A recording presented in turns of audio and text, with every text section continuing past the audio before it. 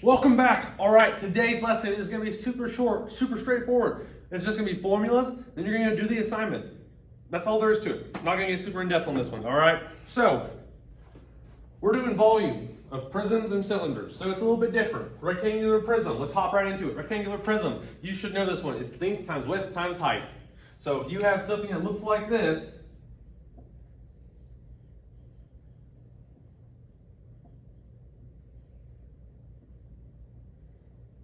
you're just going to find length times width times height.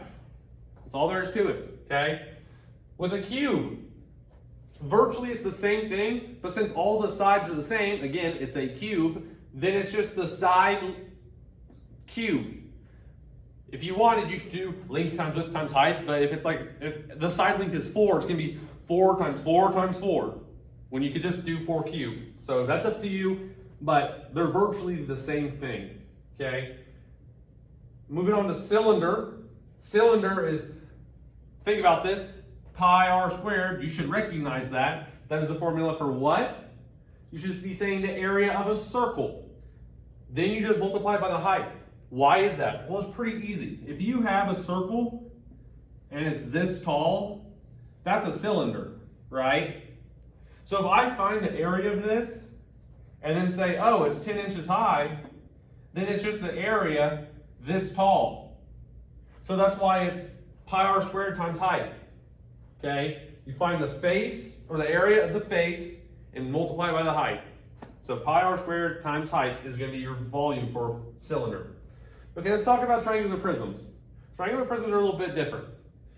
You have the volume equals, parentheses, 1/2 base times height times height. Why is that? Well, because you're going to have something like this.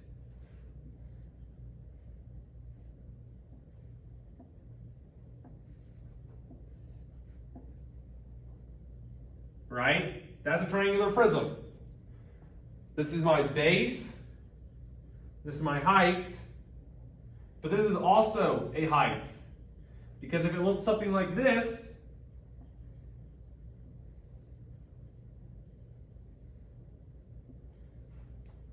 no, that's not right. These things aren't easy to draw.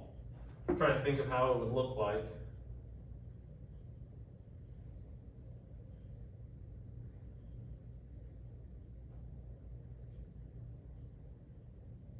Like that. That doesn't look right either. All right, forget it. I'm not going to draw. But if you were to stand this up, this is the height, right? So it's base times height, and then 1 times 1/2, because that's how you find the area of a triangle. I mean, triangle in this form, okay? And then just multiply by the height of the actual figure, okay? That is the formula.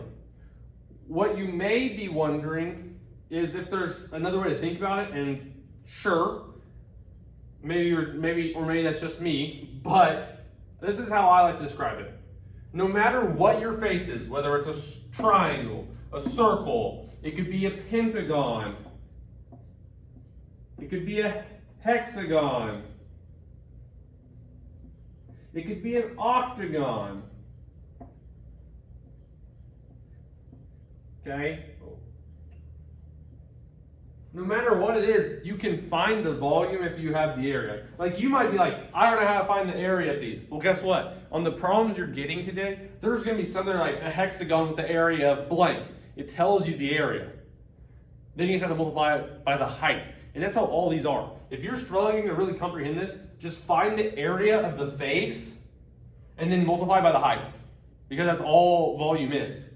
So if you have a circle, I'm finding the area of the circle, which is pi r squared. Then I multiply the height. With this, I find the area of the triangle, and then I multiply by the height. That's how we solve for the volume, right? Rectangular prism. Whether it's length times width, and then I solve by the height, or maybe I did height times width, and then solve for the length, it doesn't matter. You just need to find the area of one side, and then multiply by the height. Does that make sense? You're going to see something about oblique figures. Oblique just means slanted. So if I have something that's like, I'm trying to think here.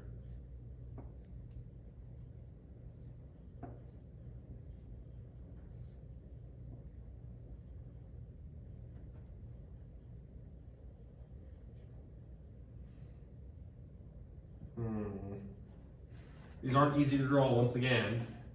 But basically it's saying that if you have like this square as a base, and then it goes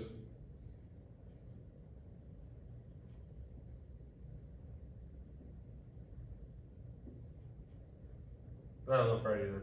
I don't know how to draw it, but basically it's saying if this is your base and it's like this, and this is your other face, then the axis of the shape, which is going to be from here to here, the center point, it's not a 90-degree angle. It is not perpendicular with the face. See how that's less than 90 degrees? If I had a regular 3D figure and then it went and my axis went face to face and created a 90-degree angle, that's just a standard right figure. Oblique just means it's slanted. There's nothing really special about them. You pretty much solve them the exact same way.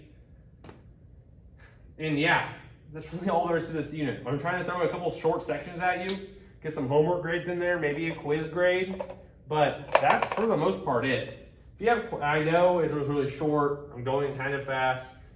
Shoot me an email if you have questions. Come see me in ACE, like on Thursday or on Friday.